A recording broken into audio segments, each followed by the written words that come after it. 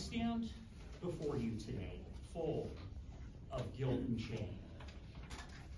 I openly declare I'm an alcoholic. Mr. Toastmaster, fellow Toastmaster, guest. In my youth, I recall the sweetness of unwinding with a drink after a particularly relentless grind of the day. But as the days turned into years, I realized something sinister was happening. It took more and more to grasp that fleeting sense of relief.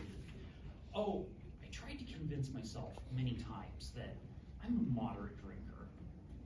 The justifications now feel like chains around my soul. How did I get here? I didn't have any trauma. I had a job, a family who loved me. I didn't really drink during the daylight, so surely I was okay, right?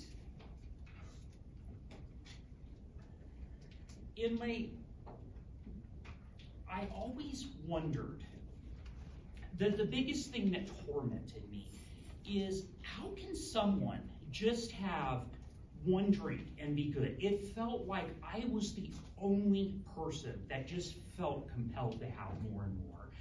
It frustrated me. How can everybody else do that? And I can't. What is wrong with me? In my youth, alcohol was my confidant, but it increasingly demanded more and more. Oh, I paid the toll of waking up in a haze every morning. I've done things that I'm a racing heart and foggy head. I simply believed were just the price of admission. Oh, I swore to myself that I would make changes, but promises made in fear are often the most fragile. The truth? My truth to my wife was shrouded in secrecy. I was terrified that she would demand that I stop drinking. The fear of losing her or my family threatened to unravel my precarious existence. I'll never forget that one time at the liquor store.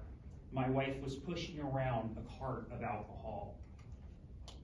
It was meant for several months for me. I stood there in embarrassment as the clerk innocently asked, "Are you having a party?" No, it was a ritual of solitude. All that alcohol destined for one willing captive, me, a party of one. I've done things that fill me with guilt and shame.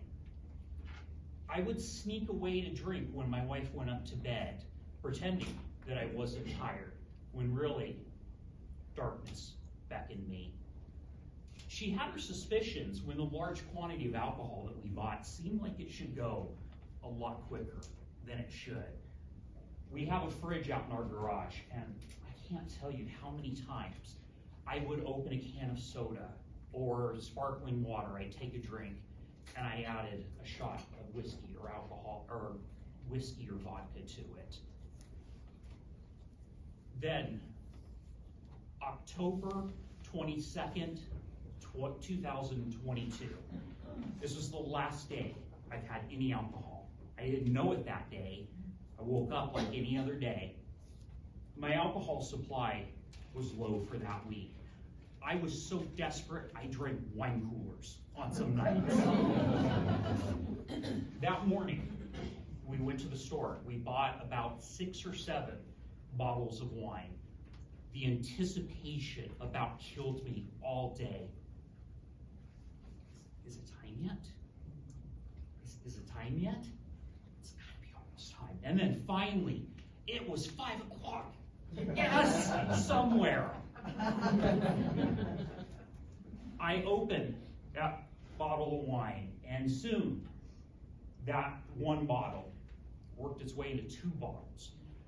My wife realized something wasn't right. She asked me how much I had to drink, and of course I did the stand-up thing. I lied to her. She didn't buy it. I heard her go outside to check the fridge. I was listening because I was panicked. I heard her going through the fridge. I heard her going through the trash can. I was panicked. Oh my God, what am I gonna do? Maybe I can convince her she miscounted the bottles. Maybe the bottle that she got, it was the old one that I hadn't thrown out. Then I had a sense of calm come over me. Good, I'm glad. I just was absolutely exhausted. So she came in, and I finally told her, I have a problem, I need help. We had a long talk, and I bared my soul to her. I told her everything. I felt like the weight of the world was lifted off of my shoulders that night. Now, sure, there's temptations lurking around every corner, but I tell myself one drink will never satisfy the void. And to be honest with you, I didn't really care for that person that I used to be. I feel like now I'm more focused, I'm more present, I'm more alive. And I've discovered passions that I thought were lost forever. Oh sure, there's been tests. My mother-in-law lived with us for 1.5 years. That's a true trial by fire.